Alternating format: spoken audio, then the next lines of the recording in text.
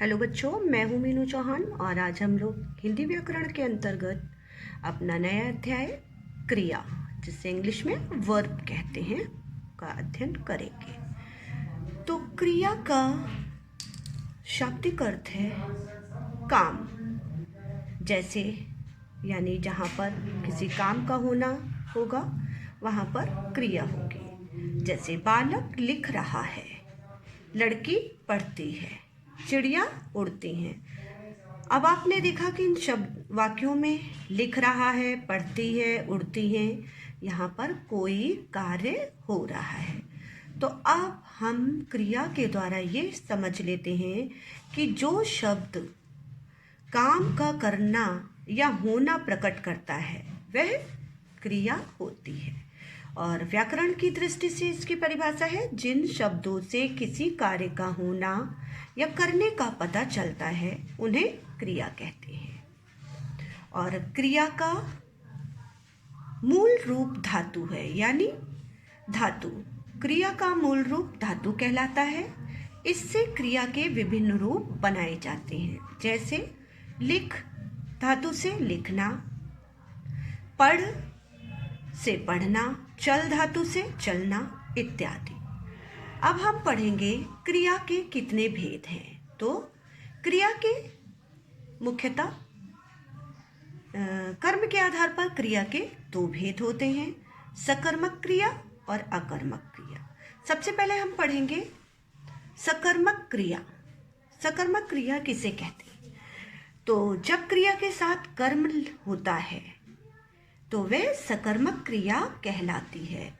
सकर्मक क्रिया का मतलब ही होता है कर्म के साथ क्रिया, यानी जिन क्रिया के साथ कर्म लगा होगा वह सकर्मक क्रियाएं होंगी। जैसे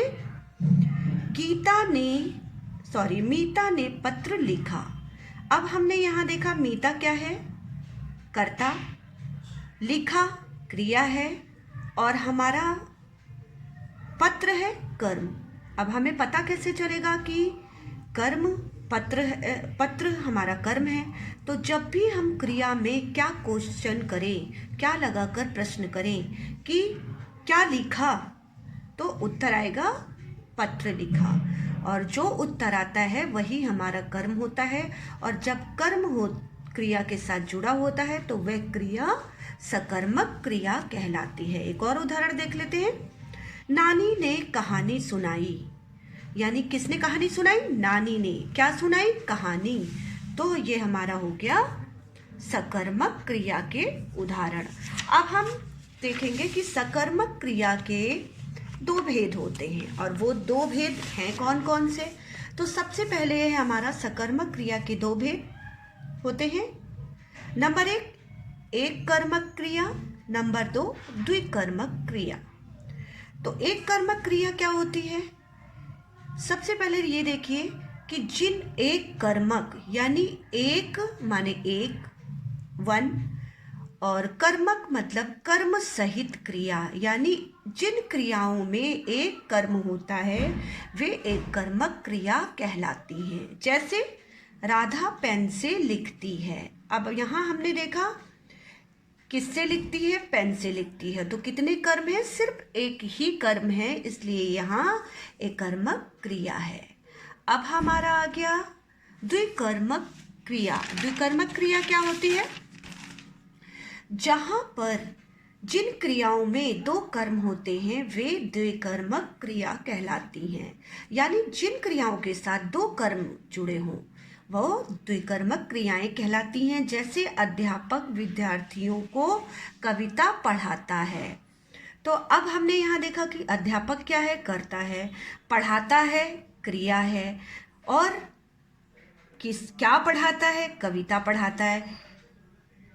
किसे पढ़ाता है? विद्यार्थियों को पढ़ाता है। यानी अध्यापक, विद्यार्थियों और कविता, ये दो हमारे कर्म एक साथ जुड़े हुए हैं, इसलिए यह वाक्य हमारा द्विकर्मक क्रिया, यानी दो कर्म एक साथ हैं, इसलिए ये द्विकर्मक क्रिया वाला वाक्य है। अब हम देखेंगे कि अकर्मक क्रिया किसे? अकर्मक क्रिया यानी अब हमारा अगला भेद है अकर्मक क्रिया। तो अकर्मक क्रिया क्या होती है? जिस क्रिया के साथ कर्म नहीं होता वह क्रिया अकर्मक कहलाती है।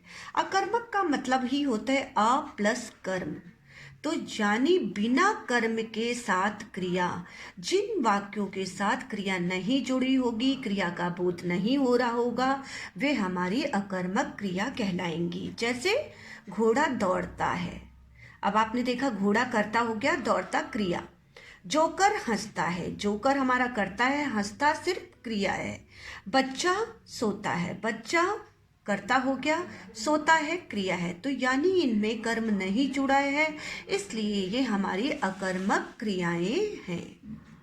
अब है प्रयोग या संरचना के आधार पर क्रिया के भेद। संरचना की दृष्टि से क्रिया के 6 भेद हैं। नंबर 1 सामान्य क्रिया, नंबर 2 संयुक्त क्रिया, नंबर 3 नाम धातु क्रिया, नंबर 4 प्रेरणार्थक क्रिया, नंबर 5 पूर्वकालिक क्रिया, नंबर 6 कृदंत क्रिया। तो सबसे पहले हम पढ़ेंगे नंबर 1 सामान्य क्रिया। तो हमारा पहला प्रकार है किसी वाक्य में एक ही क्रिया हो तो उसे सामान्य क्रिया कहते हैं। यानी जिस वाक्य में सिर्फ एक ही क्रिया होती है वह हमारा सामान्य क्रिया होता है। जैसे उमेश गया, रुचि जागी। इनमें देखा आपने सिर्फ सामान्य क्रिया वाले वाक्य हैं, इनमें सिर्फ एक ही क्रिया हो रही है, इसलिए ये हमारे सामान्य वाक्य क्रिया है। अब है हमारी संयुक्त क्रिया। संयुक्त क्रिया, जिस वाक्य में एक से अधिक क्रियाएं हो तो उसे संयुक्त क्रियाएं कहते हैं। यानी एक से ज्यादा। जैसे शीला मुंबई जा चुकी है। अब आपने देखा शीला क्या है? कर्ता, और जा चुकी है क्रिया कितनी हो रही है? 2। जा एक क्रिया हो गई, दूसरी हमारी चुकी है, यानी जा चुकी है। यहाँ 2 क्रियाएं एक साथ है, इसलिए ये संयुक्त क्रिया है। नेक्स्ट नंबर है हमारा सिपाही को देखकर जिपकतरा भागने लगा। जिपकतरा भागने एक क्रिया हो गई और लगा दूसरी क्रिया। यानी यहाँ पर इस वाक्य में 2 क्रियाएं एक साथ जुड़ी हैं, इसलिए ये संयुक्त वाक्य है, संयुक्त क्रिया वाला वाक्य है। अब है हमारा नाम धातु क्रिया। तो नाम धातु क्रिया क्या होती है? जब संज्ञा, सर्वनाम और विशेषण शब्दों से क्रिया बनाने के लिए इनके पीछे कोई शब्द या शब्द का अंश लगा दिया जाता है तो उसे नाम धातु क्रिया कहते हैं। यानी ऐसे संज्ञा शब्द, सर्वनाम शब्द, विशेषण शब्द जिनको क्रिया बनाने के लिए उनके पीछे कोई शब्द या शब्द का अंश लगा देते हैं तो वे नाम धातु क्रियाएं बन जाती हैं। जैसे लड़कियों का बतियाना रमा को पसंद नहीं है, अनाथों को अपनाना महानता है। अब आपने यहाँ देखा कि बतियाना, यहाँ बात धातु से बनी है ये क्रिया बतियाना, और अनाथों को अपनाना, अपनाना अपना धातु से बनाई गई क्रिया है अपनाना, इसलिए यहाँ पर ये नाम धातु क्रिया वाले वाक्य हैं और इस प्रकार ये नाम धातु क्रिया बनती है। अब है हमारा प्रेरणार्थक क्रिया। प्रेरणार्थक क्रिया, कर्ता जिन क्रियाओं को स्वयं ना करके दूसरों को काम करने के लिए प्रेरित करता है, उन क्रियाओं को प्रेरणार्थक क्रिया कहते हैं। जैसे मैं धोबी से कपड़े धुलवाता हूँ, विश्वनाथ पूनम को पढ़ाता है। अब आपने यहाँ ये देखा कि यहाँ पर मैं यानी कि कर्ता स्वयं काम न करके किसी और के माध्यम से किसी और से कार्य करवा रहा है, इसलिए ये प्रेरणार्थक क्रिया है। और दूसरे वाक्य में आपने देखा कि विश्वनाथ पूनम को पढ़ाता है, यानी पूनम स्वयं कार्य नहीं कर रही है बल्कि विश्वनाथ उसे पढ़ाने का कार्य कर रहे हैं, उसे प्रेरित कर रहे हैं इस कार्य को करने के लिए, इसलिए ये प्रेरणार्थक क्रिया है। अब है हमारी अगली क्रिया पूर्वकालिक क्रिया। किसी वाक्य में मुख्य क्रिया से पहले आने वाली क्रिया पूर्वकालिक क्रिया कहलाती है।